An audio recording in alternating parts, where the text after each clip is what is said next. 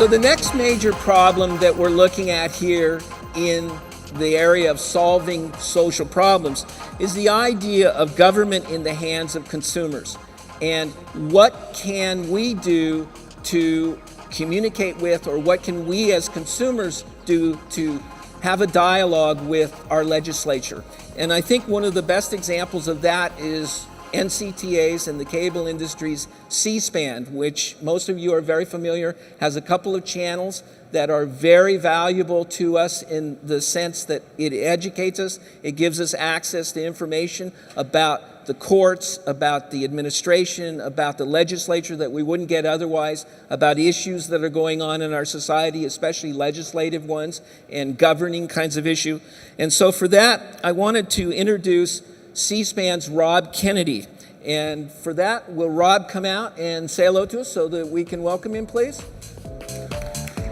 Hey, Rob. How are you? Hi. Good to see you. Thank you for coming. You're another veteran like Frank of many sittings like this, so yes, we're going to give you a little bit of chance to tell us about C-SPAN, tell us about the problems that it's solving, and then I wanted to close before we go to the next video and talk a little bit about trends. So start out with an introduction of C-SPAN and where you are today. Well, C-SPAN is 3 public affairs networks on television, carried by cable. We're funded entirely by the cable industry. We're a nonprofit company. C-SPAN started in 1979. C-SPAN 2 just celebrated its 25th anniversary. Congratulations. 1986 was when the Senate went on television. And then we also have C-SPAN 3 for additional public affairs events coming out of Washington and from around the country. A lot of people know us for coverage of Congress, but we've expanded beyond that to coverage of nonfiction books, historical programming, and public affairs events from all around the country. Let me ask you this question. I've always been curious of this. You obviously have access to the popularity of your channel. You know what's well rated. What kinds of events have you covered in the past that have done well with consumers? Actually, we don't take ratings. Okay. We don't have advertising. And early on, we decided that in choosing what events to cover, we would think more of the news value or the public affairs value instead of what did well in terms of pure ratings. We used to joke that OJ was never seen on C-SPAN back in the days when OJ was everywhere else. Right. And what we do know, though, is that a lot of Americans regularly tune into C-SPAN. Maybe 50 million are regular viewers on a weekly basis. So we know that the viewership is there. We just don't look at it on a program-by-program basis. Can you maybe take it a little bit differently from the feedback, say letters or information you receive from consumers? Do you have an idea of some of the popular events there? I'm just kind of curious as to looking in the future, if somebody were to see an event that others have covered, they might want to be a little more interested in that.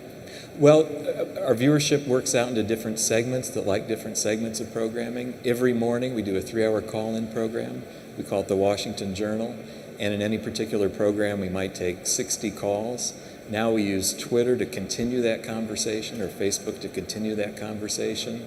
So whatever the public affairs topic that we're just talking about that morning, the discussion continues in these other venues. So we know there's popularity there for our call-in programs.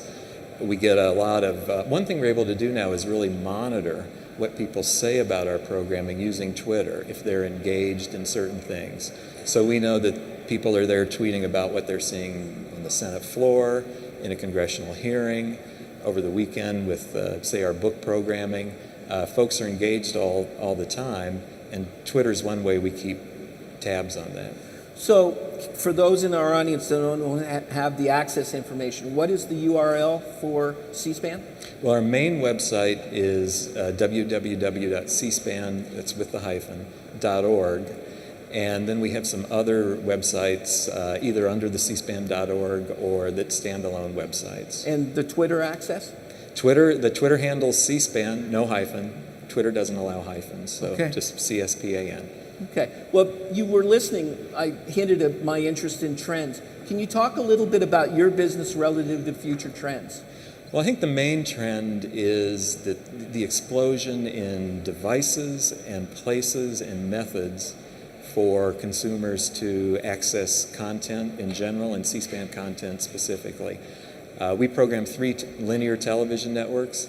It's a heck of a lot of programming, but if you're not able to watch it when it's on, now with this explosion of use on the internet or other devices, we've had to think about ways to make that programming available after the fact in on-demand TV Everywhere type applications with affiliates, and probably most significantly our C-SPAN Video Library website.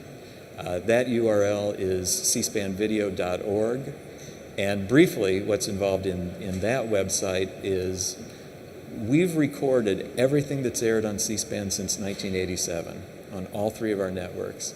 We've been able to digitize it and put it in one website where you can browse through this content or search through it. Anyone who's appeared on C-SPAN over the last 24 years has a page with all the video of the events that they've appeared in, and so you can look it up by person, you can look it up by topic, by date, and all of this is free.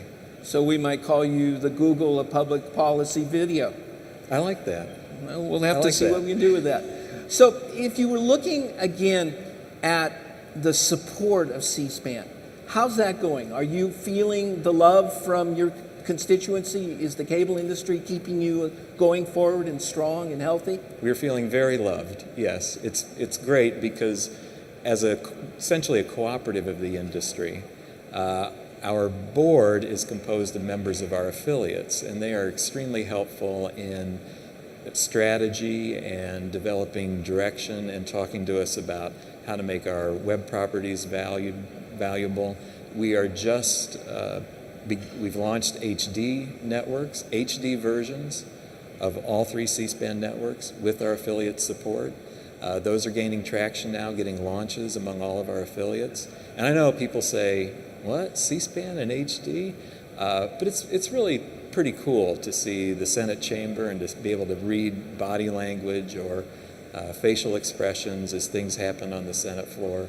And really, in the linear world, HD is becoming the language of television. And if a network isn't there, I mean, clearly they have to be there. How broad is the scope of C-SPAN? Is it every cable operator across the country, or are there some exceptions? Well, C-SPAN, our main network, our flagship network, is essentially on 100% of cable homes. C-SPAN 2 has climbed well past the 90% mark. It launched in 1986. And C-SPAN 3, primarily a digital network, and it's very well penetrated on cable operators' digital tiers. Great, great.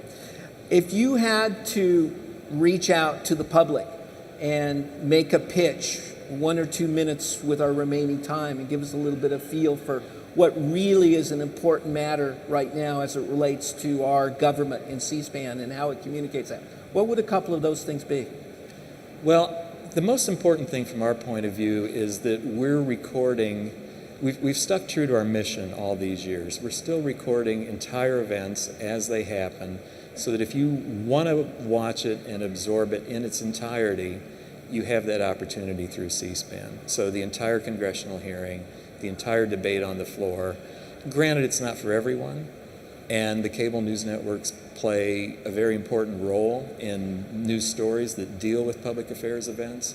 But if you want to see it as it happened, if you want to go back and do research in terms of what was said when, or look at a candidate's position as it evolves, we're there for you. We're the network of record, and we're just working on ways to bring that to you wherever, whenever, however you want to watch that.